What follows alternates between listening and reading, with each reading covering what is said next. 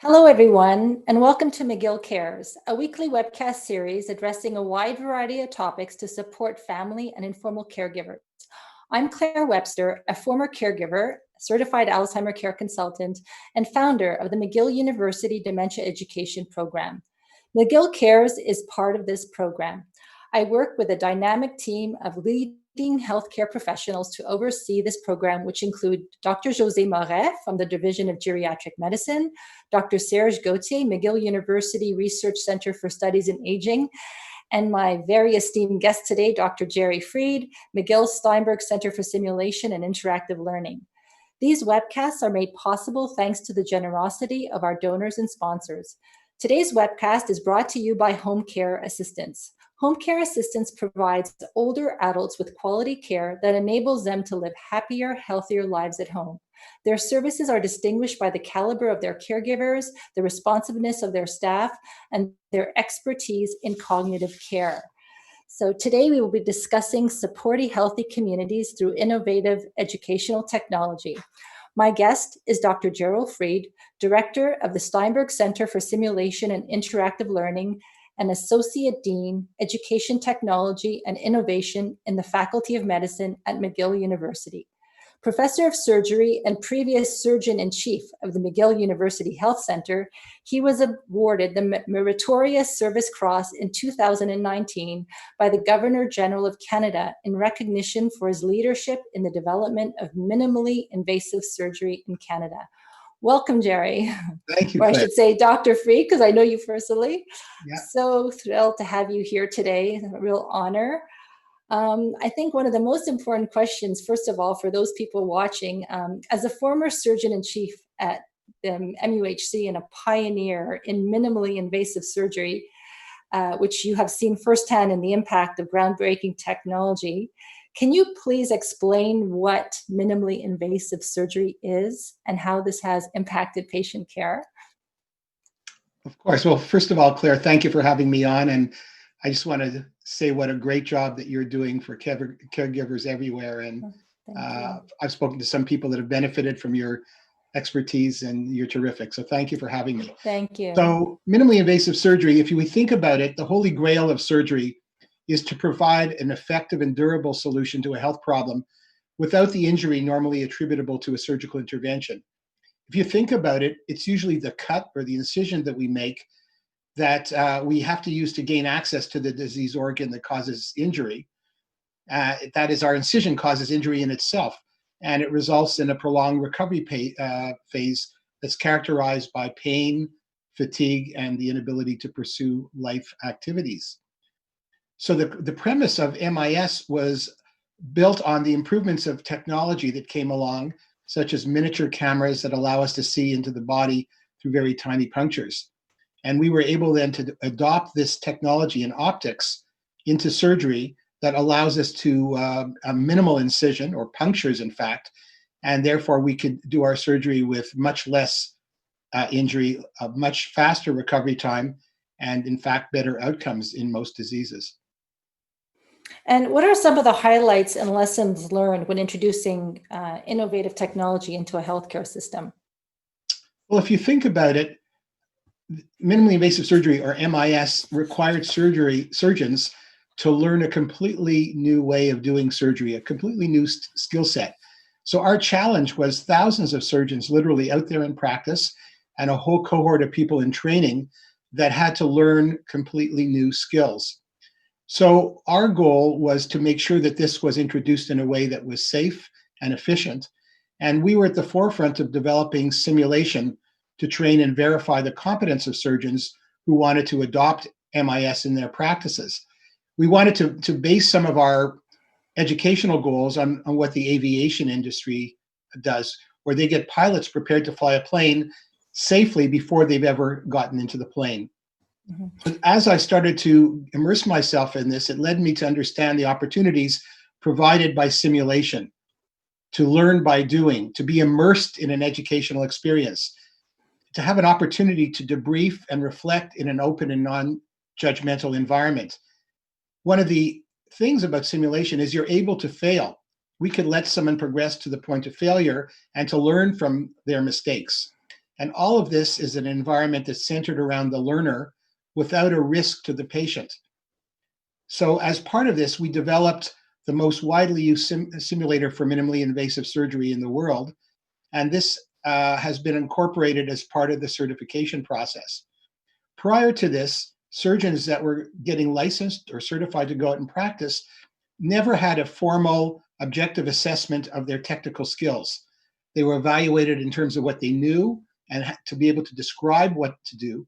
But for the first time in surgery, certification now included a formal and a well-validated assessment of performance. So minimally invasive surgery, is it you, like, can you give me an example? Because I'm somebody who has no, this type of medical background. So is it used, for instance, in cancer? Is it used in heart surgery? Is it used in orthopedic surgery? Like, what areas of surgery is it used in? Well, it's used quite widely. I would say the first operation that really took off and that sensitized us to its possibilities was gallbladder surgery. And then it expanded to include a whole cohort of intra-abdominal operations, all the way from the esophagus to the rectum for benign and for cancerous conditions. It's also applied, it has been applied, in fact, even beforehand in orthopedics. You've heard the term arthroscopy. That refers to minimally invasive surgery involving the joints. It's been used in gynecology, and it has been used to a more limited extent in heart surgery. It's been used for lung cancer. So a really large variety of procedures. Okay, well, thank you for that introduction. Now, I'm really excited to talk about the place of learning, the Steinberg Center for Simulation and Interactive Learning, because that's where, prior to COVID, the McGill Dementia Education Program was taking place. Can you please talk about the Sim Center? I was first introduced to it in 2017. I was invited to come and meet with the former director there at the time. And I walk into this place that, for me, it really was like an underground hospital for medical students. I was absolutely amazed at the classrooms and the mannequins. And so can you please talk to us about the Sim Center? Sure. So the Sim Center is called the Steinberg Center for Simulation and Interactive Learning. And it was created to provide an immersive, experiential learning opportunity. That is learning by doing, learning by experiencing things. And it was directed, and is still directed, to the entire range of healthcare providers: physicians, nurses, physical and occupational therapists. We also train paramedics, we train the military, we train ambulance drivers, inhalation therapists. We've trained members of the space program, the Navy, and more recently, really under your leadership, to caregivers in the community. And we're particularly proud of our focus on interprofessional team training, because that's in real life what we need to do. So to accomplish these goals, we've created a remarkable facility that's approximately 30,000 square feet. And we have about 20,000 users visiting our center for learning each year. Our center is divided into different areas. So we have a high-tech type classroom or auditorium that is video conference linked to our teaching hospitals, including the operating room. So we could bring in a clinical view, for instance, an operation, and then do a simulation around that. We have an area that allows us to do procedural skills training on very sophisticated models. We have a high fidelity mannequin-based team training area. These mannequins look like real humans. They're wired, they're computer run, they're wireless, so that we can move them anywhere. So in fact, we've done a scenario at halftime during an Alouettes game with a mannequin where we have to get a team to resuscitate someone. And this is used for scenarios such as trauma, intensive care unit training, and emergency training. We have an area where we have standardized patients, in which trained actors assume roles of patients or family members for teaching various professional skills, such as communication skills, how to give bad news, how to resolve conflicts. And we have an acting coach that prepares them for scenarios according to a script, so they know exactly how to behave or what to answer under different situations. We have a fully furnished apartment, which could be used for many things. So, for instance, we could teach physical and occupational therapists can teach how to prevent falls, how to use equipment that helps assist people after they've returned from a hospital or after being rehabilitated after a stroke or an injury. We have a mock operating room where we have team training, and we could run a number of scenarios, as well as in a simulated intensive care unit and emergency room. And each space is built to be realistic, because it's very important, if a person is training with simulation, for them to really feel that they're in the real environment and to use the equipment that they would in a real environment. Every time we run a scenario, we have a clear learning goal, and we have metrics or measures that we put in place to evaluate not only the learners, but also the effectiveness of the curriculum, so we could constantly ensure that we're fulfilling our learning goals and to improve our teaching.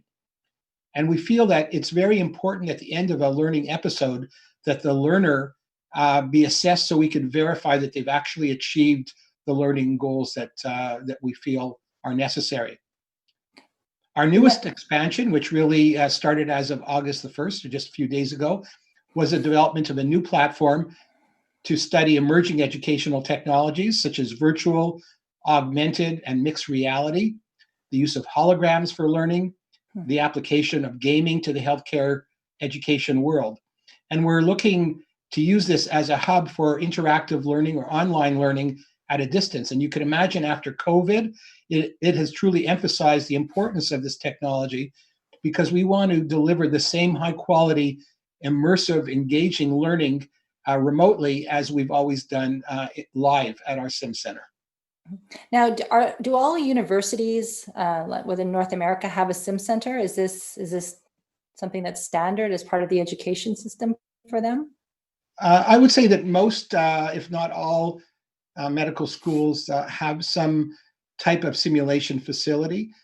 It's required for accreditation by the educational bodies, and but they could vary quite a bit from the amount of size, the expertise of the people that work in them, the learners that go through those centers, etc. Is it true that McGill has one of the largest simulation centers in Canada of all the medical schools? I believe it does. Certainly, if you could look at size in a number of ways.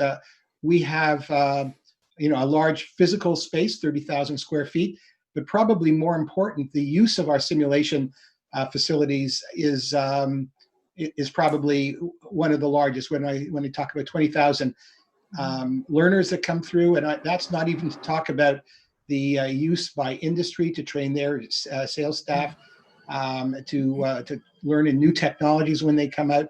And we use it for applicants to medical school, to put them through scenarios that reveal their character, because I think that character is one of the important determinants of good doctors.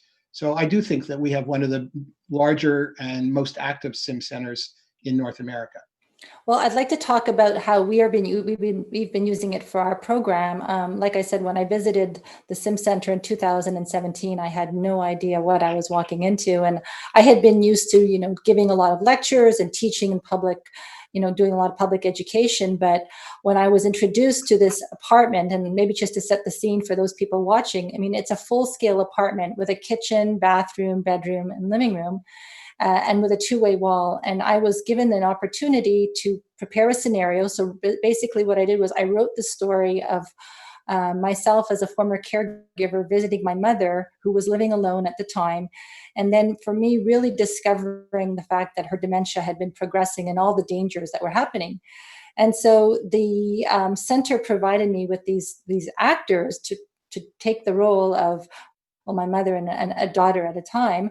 And what we did was we set up the apartment with all kinds of hazards that somebody living alone could go into. So for instance, using a microwave, mistaking a bottle of Lysol for olive oil, all the dangers that exist in the bathroom. And when we brought the family caregivers to watch, it's really like watching a play. I mean, that's what's happening. They're watching this play.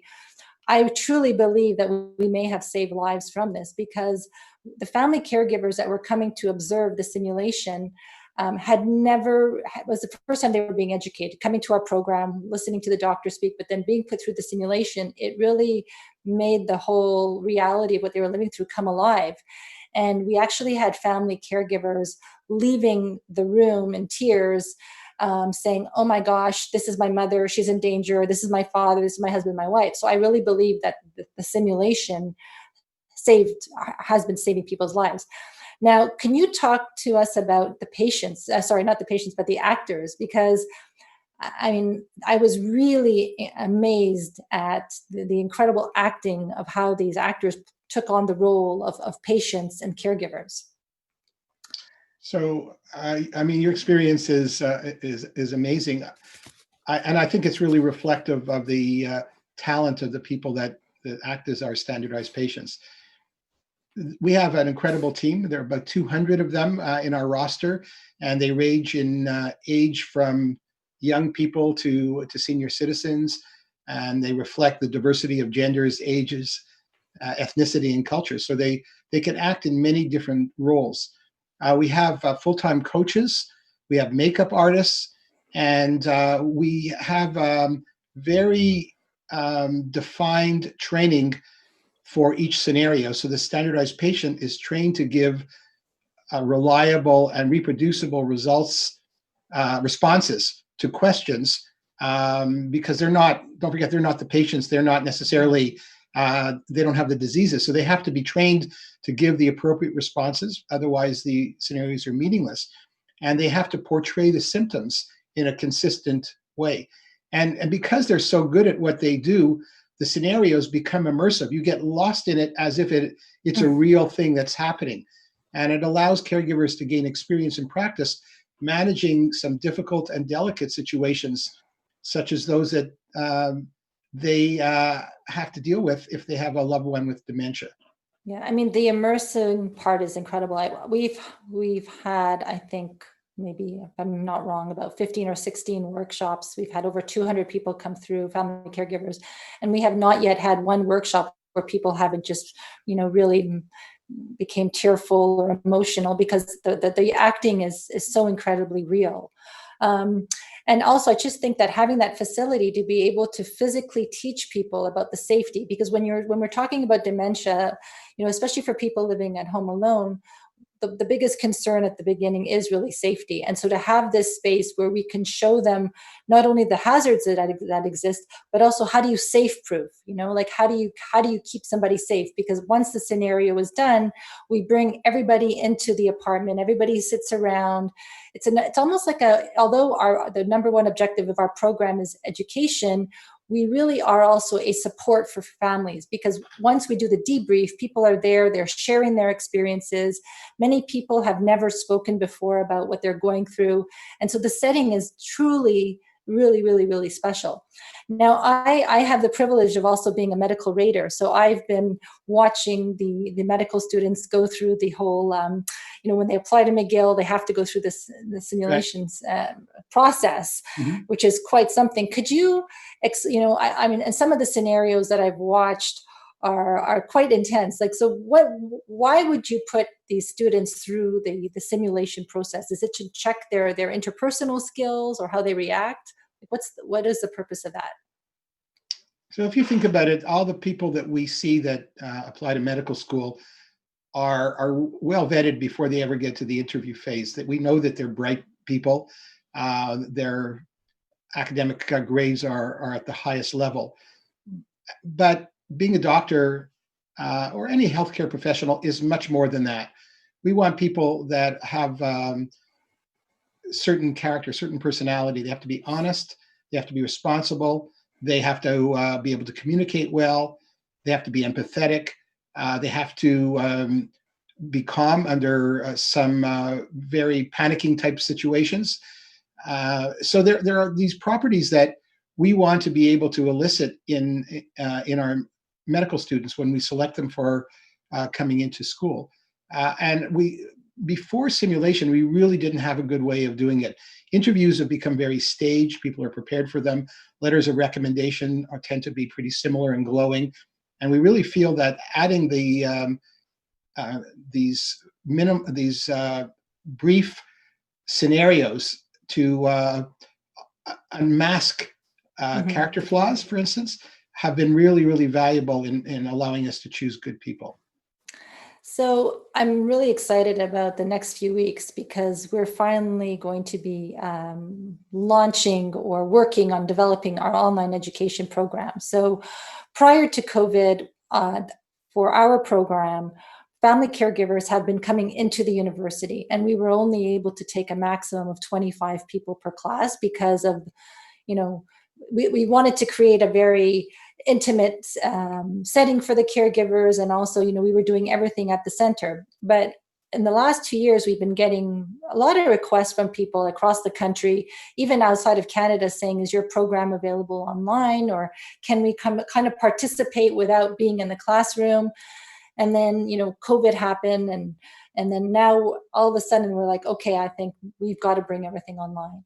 So can you talk about our what's ahead? Next week, we're going to be sitting down for the first time with our newly appointed director of the online education program, Dr. Tamara Carver. Very excited. How do we bring a program like ours online? So, as you said, online learning is a very high priority for McGill right now. A lot of the educational content across all healthcare learners is going to have to be given online for the fall. And so COVID has accelerated our attention. But even prior to that, we saw this as an opportunity. And one of the main reasons that it's exciting is it's an opportunity for us to scale what we do and offer our educational content to far more people who may not be able to actually come and spend the time and travel the distance to come to our center. And our center, even though it's quite large, has a limitation in its capacity. So the next step was to try to figure out how to do it right. And as you said, we're really delighted that Dr. Tamara Carver will be the director of the online learning facility and the educational technology program. And our goal is not just to take passive lectures and put them online. We don't want to just record someone giving a PowerPoint presentation or a YouTube video in a very flat and not interactive way. So we really want to use the concepts that we've learned are so effective in the in-person simulation environment and deliver them online and make them immersive and have people that are taking them engaged and participatory in their own learning. And there are a lot of ways to do it. And really, Tamara is more the expert than I am. But we did even have some examples during the COVID crisis using Zoom with standardized patients. And you could do a scenario where you teach a learner how to give bad news. You could write the scenario. You could have someone communicate over Zoom with the standardized patient who gives the appropriate responses, but also the body language, the expressions on their face are visible for everybody to see. You go through the scenario, and then at the end of that, you debrief it, and you could then have the standardized patient reflect on how they felt during the scenario. You have the learner talk about the difficulties they had in communicating the bad news. You have the professor, and then you have all the students that could participate in a very interactive way. So that's just one example of how we could take something that traditionally we'd done only live and allow people to take this from anywhere in the world. Well, I'm very excited at the opportunity of developing this online education because I know that there's a lot of family caregivers who would have loved to attend our workshop in person. However, it's not always easy for someone to leave their loved one at home and come out to go to a program. So by developing this online education program, it'll give access to anyone to be able to attend. Also, the plan is to be educating the medical students of the future, healthcare professionals. We know that there's an issue happening in the long-term care centers. We want to be able to provide really good, solid training for the healthcare professionals. The one topic I'm also curious about is virtual reality, about putting people into the setting of imagining to live in the world of somebody with dementia. Are we going to be able to develop that as well? Yes. I just wanted to just say one more thing. Yeah. Actually, as you were talking, I was thinking about it. One of the other opportunities, of course, about the online learning is the ability to come up with a host of materials that are enduring. And so that people that are not able to take the educational experience live can still benefit from going to an archived experience. It is still interactive among the participants of the program, even though they personally don't have the opportunity to interact. So it allows them, for instance, if they're in a time zone that's not convenient, or if their schedule, their responsibilities of caregiving don't allow them to come at the exact time, it's there, it's durable. They can go back and review that as situations occur in their life that they want to reinforce. So apologize for that No, that's okay. So virtual reality, certainly we're already using virtual reality at the Simulation Center. The technology continues to improve. We have started to do some work with one of the major vendor that has developed a headset that really allows you to feel like you're in a truly immersive experience, and you can learn to do various things by moving your hands. Even though you're not actually touching things move around, and it allows you to develop expertise in a virtual way. And these headsets can be taken home. In fact, they're expensive, but they're portable, and it allows you to provide this type of learning even across a distance. And I imagine that as these become commercialized, the prices will come down to the point where they're as affordable as maybe a tablet. So yes, and I think that there are other types of realities, such as, for instance, augmented reality that can be given across a distance through a video conference, where you can take your hand and put it on top of the learner's hand and show them how to do things. These things are currently available. So what we want to do is really to inventory what's available, work with companies that are developing new and innovative products, and test them and apply them to educational experiences. I'm so excited to start working on this program, because I truly believe that the only way to navigate the journey of caring for a loved one with dementia is about being properly educated. And now we're going to be able to educate thousands and thousands of family caregivers through our program. So we're going to make sure that everybody is made aware of when it's going to be ready, and that people could register. But it's going to take a few months to get going, but we're really excited about it. One of my last questions is, can you tell us about the McGill Simulation Network and how you collaborate with the hospitals to ensure continuous lifelong learning for the healthcare professionals? So as I said earlier, when talking about other medical schools across North America, learning through simulation has grown rapidly, and it has been adopted throughout the healthcare system. One type of simulation training that's really important is what we call in situ simulation, where we train healthcare workers in the actual environment where they normally work. So for instance, this might be the hospital. And the concept is to train people in the teams that they'll actually be working with the exact equipment that they normally use, with things in the place where they are normally kept. So it makes it not only realistic, but if a really bad situation occurs and people are a bit nervous and they're a bit panicky, they'll know where to find a piece of equipment or a drug in an emergency setting, because they've already gone through that experience. So in situ training also allows the practice of the flow through the system. Excuse me. Such as a patient coming from the emergency room, having to be transported in an elevator to, say, the intensive care unit or the operating room. You could put in scenarios where a bad event occurs while you're in the constrained environment of an elevator, or an oxygen tank gets depleted in transport.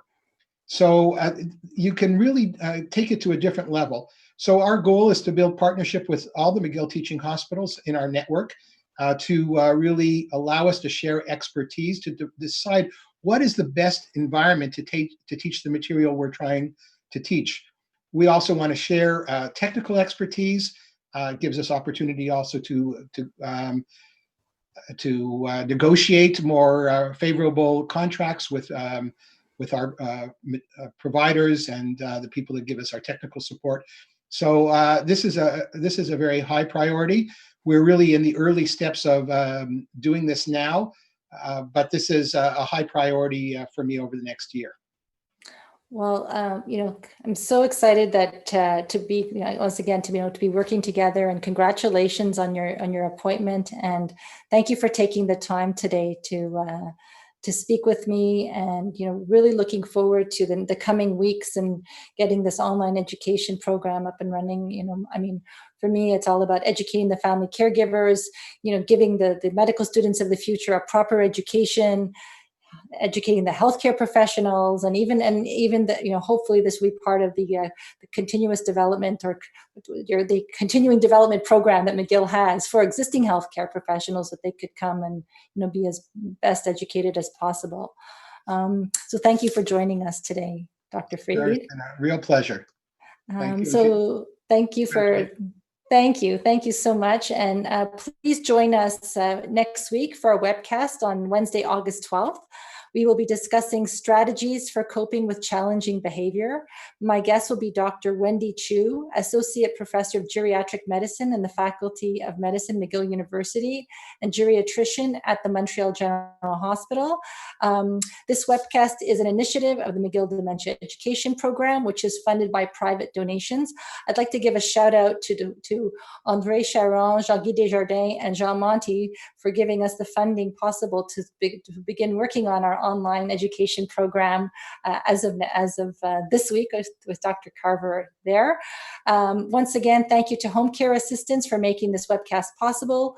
If you'd like to make a contribution to our program or for more information, please visit mcgill.ca/dementia. If you have specific topics or questions that you would like to address during our weekly webcast, you can email us at dementia@mcgill.ca. Until next week, take good care of yourselves and your loved ones, and thank you for tuning in. Thanks again, Dr. Freed.